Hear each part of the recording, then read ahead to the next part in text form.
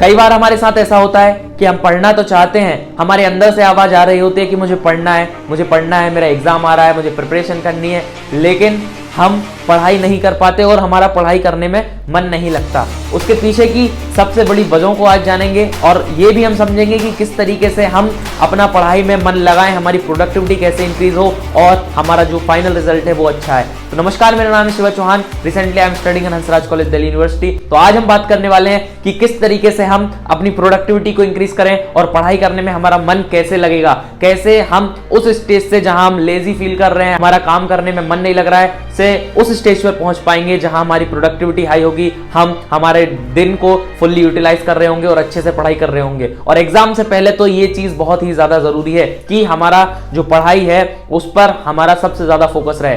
तो आज के टाइम की सबसे बड़ी प्रॉब्लम यह है कि हमारे पास में मल्टीपल डिस्ट्रैक्शंस हैं और पढ़ने के पहले हमारे दिमाग में 75 थॉट्स चल रहे होते हैं और कई सारे थॉट्स में हम उलझे रहते हैं और हम पढ़ाई को टाइम ही नहीं दे पाते, जो कि मोस्ट प्रेसियस है। हम उन छोटी छोटी चीजों पर अपना टाइम वेस्ट कर रहे होते हैं जिससे कि हमें कोई भी फाइनल रिजल्ट नहीं आने वाला। ऐसे कई डिस्ट्रैक्शंस हैं, जैसे कि मोबाइल पर रील्स स्क्रॉल कर रहे हैं, हम किसी रिलेशनशिप में फंसे हुए हैं, उनके बारे में सोच रहे हैं यार मेरी इस बात का किसी को बुरा लगा होगा कि नहीं, मेरे फ्रेंड सर्कल, मेरा पीयर सर्कल, ये सारी चीजें हमें डिस्ट्रैक्शन में फंसाए रखी हैं। और इस तरीके से हम इन सब में फंस रखे हैं कि हम इनसे बाहर निकलकर सोचते ही नहीं हैं। हम इनसे बाहर निकलकर ये नहीं सोचते कि जो हमारा मेन एग्जाम आने वाला है उसका क्या होगा। तो अगर हम कॉन्शियसली इन चीजों के बारे में नहीं सोचेंगे, अपने आप को ऑब्जर्व नहीं करेंगे, तो हमारा पढ़ाई में मन नहीं लगेगा। तो सबसे पहले हमें डिस्ट्रैक्शंस को अवॉइड करना है और ये एकदम अवॉइड नहीं होगा कि आप अगले दिन उठोगे और सुबह से आप सारी चीजें छोड़कर पढ़ने बैठ जाओगे। ये धीरे धीरे अवॉइड होंगे। हमें पहले अपना स्क्रीन टाइम कम करना होगा। दूसरा, हमें जो भी अटैचमेंट है बाहर के, हमारे पीयर से, रिलेशनशिप से, इन सबको हमें थोड़ा कम करना होगा for a limited period of time. और हमें वो जो टाइम है जिसको हम फालतू अपना वेस्ट कर रहे थे उसे कहां लगाना होगा, स्टडीज की तरफ लगाना होगा। ये पहला तरीका है। और एक और बात, हमें पता सारी चीजें होती हैं कि किस चीज से क्या होगा, हमें क्या करना चाहिए, हमें क्या नहीं करना चाहिए, हमारे एग्जाम आ रहे हैं तो हमें कैसे प्रिपरेशन करना चाहिए, सब कुछ मोस्टली सभी को पता होता है। लेकिन प्रॉब्लम यही होती है कि हम क्या करते हैं, इनिशिएट नहीं करते चीजों को, और जब हम इनिशिएट नहीं करते तो रिजल्ट नहीं आता और हम फिर ओवर थिंकिंग के लूप में फंसते चले जाते हैं। तो एक और जो चीज जिससे कि हमारा पढ़ाई में मन नहीं लगता वो यही होती है, क्या,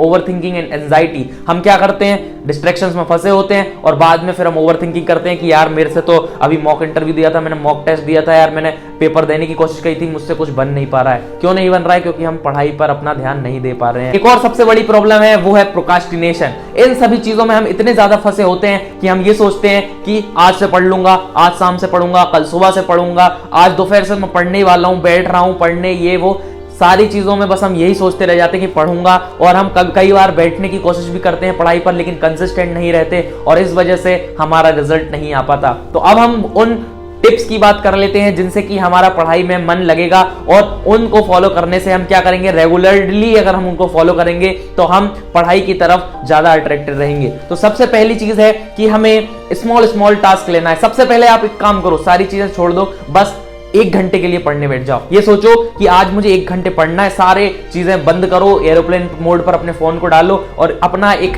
एनवायरनमेंट, एक स्पेस बनाओ जहां पर आपको सिर्फ पढ़ाई करने का मन करे, जहां पर आप सिर्फ पढ़ाई करो, बाकी अदर चीजों को छोड़ दो। एक टेबल, एक स्टडी चेयर लो। अगर आपके घर में ऐसा एनवायरनमेंट नहीं बन पा रहा है तो लाइब्रेरी ज्वाइन करो, वहां पर बैठो और सिर्फ सबसे पहले दिन यही सोचो कि बस आज 1 घंटे पढ़ूंगा, बाकी कुछ सारी चीजें छोड़ो। अब 1 घंटे आप एक दिन पढ़े, अगले दिन 2 घंटे का ट्राई करो, 3 घंटे का ट्राई करो। ऐसे जब आप कंसिस्टेंट अपने ऊपर काम करोगे, कंसिस्टेंट धीरे धीरे फिर शेड्यूल बनाओगे कि चलो कल मैं 1 घंटे पढ़ा था, ये मेरा टाइम जोन है, जिस टाइम जोन पर मेरा सबसे ज्यादा पढ़ाई करने का मन करता है, पढ़ाई करने में मैं एक्टिवली पार्टिसिपेट करता हूं, उस टाइम पर आप पढ़ना शुरू करो और उसका बेनिफिट लेना शुरू करो। धीरे धीरे धीरे धीरे अगर आप 3-4 दिन ऐसे करके बैठ लिए, 1-1 घंटे, 2-2 घंटे, 3-3 घंटे, तो आपकी जो कंसिस्टेंसी है वो बढ़ती जाएगी और आपका पढ़ाई करने में मन लगता जाएगा। अगर आप 3 दिन ऐसे करके बैठ लोगे, आपका मन नहीं लगेगा तो भी आपको बैठना है, गाने सुन लो, गाने सुनते सुनते पढ़ो। तो अगर आपका मन नहीं कर रहा, आपको समझ में नहीं आ रहा, तो भी बैठो,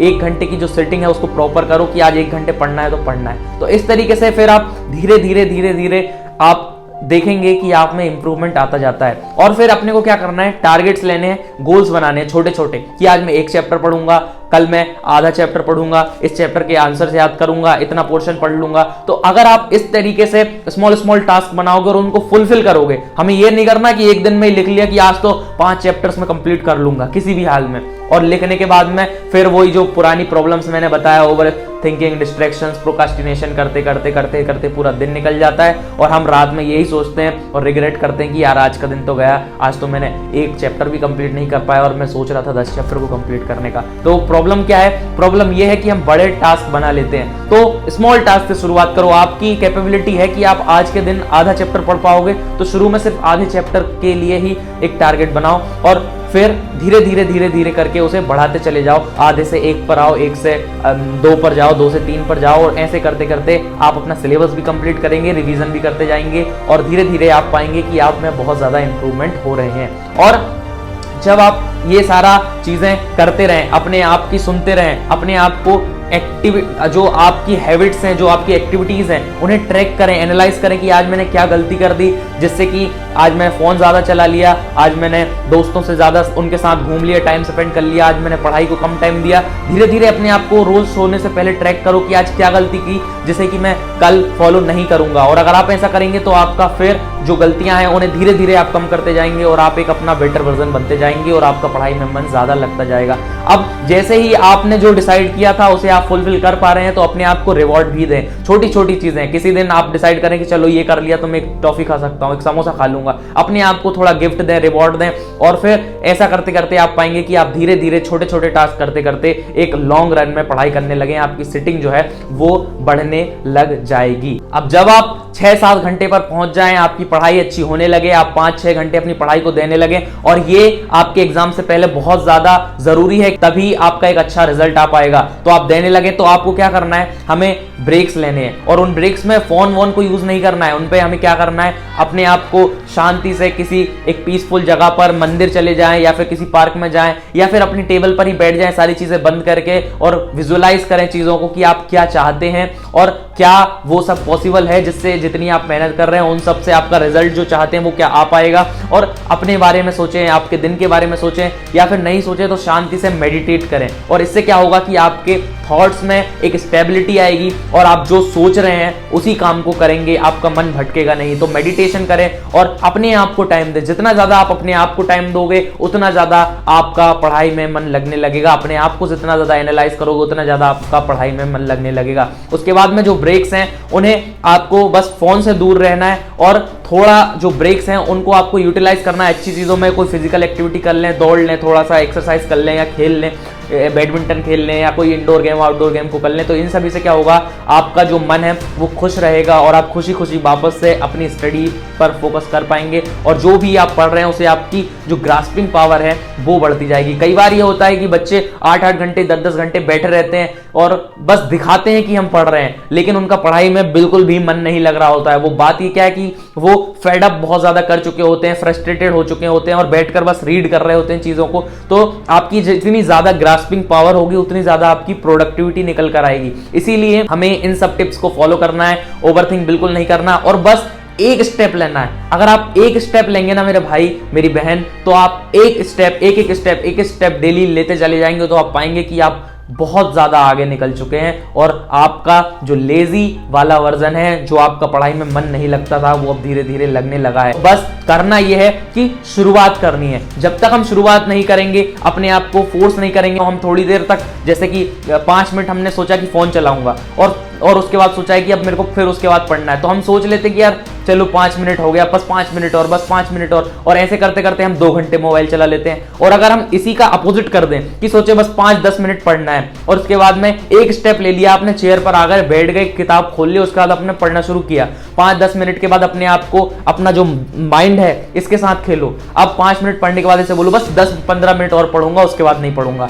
फिर धीरे धीरे करके ऐसे ही अपनी लिमिट्स को पुश करो, और जब आप अपनी लिमिट्स को पुश करने लग जाओगे तो आपका पढ़ाई में भी मन लगने लग जाएगा। और ये कोई बहुत ज्यादा बड़ी बातें नहीं है जो मैंने आपको बता दी तो ओए होए कि आपकी आज से तो लाइफ बिल्कुल चेंज हो जाएगी। नहीं, इनको जब तक आप एक्टिवली अपनी लाइफ में फॉलो नहीं करोगे, जब तक आप स्टेप बाय स्टेप अपने आप को एनालाइज नहीं करोगे, तब तक इसका रिजल्ट नहीं आएगा।